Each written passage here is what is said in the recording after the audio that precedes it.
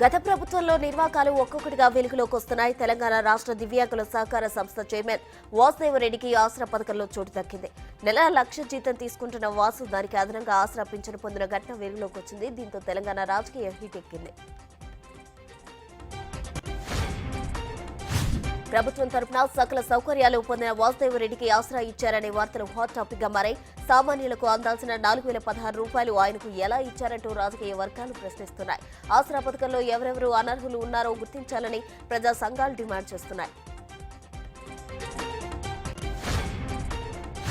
BRS పాలన అంతా లూటీ అన్నారు సీఎం రేవంత్ రెడ్డి. బతుకమ్మ చర్యలు, గొర్రెల పథకం, కాళేశ్వరం వంటి పథకాలతో దోపిడీకి పాల్పడ్డారన్నారు.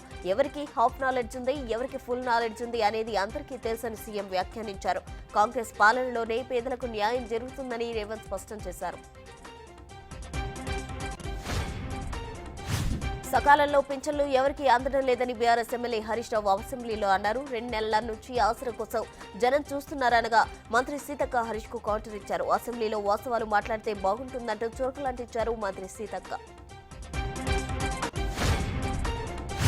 ఓల్డ్ సిటీలో బోనాల పండుగ ఘనంగా సాగుతుంది. తెల్లవారుజాము నుంచి ఆలయానికి చేరుకుంటున్నారు భక్తులు. అమ్మవారికి బోనాలు సమర్పిస్తున్నారు.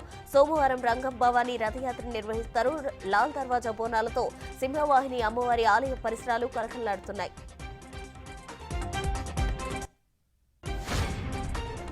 ఓల్డ్ సిటీతో పాటు గ్రేటర్ హైదరాబాద్ వ్యాప్తంగా జరగనున్న బోనాల కోసం ప్రభుత్వం 20 కోట్లు కేటాయించింది.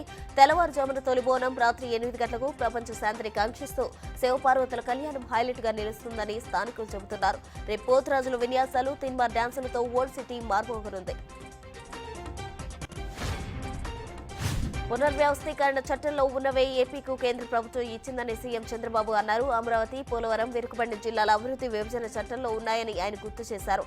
జగన్ చేసిన నష్టాన్ని పూడ్చే బాధ్యత ప్రజలు ఎన్డీఏకు అప్పగించారని చంద్రబాబు అన్నారు.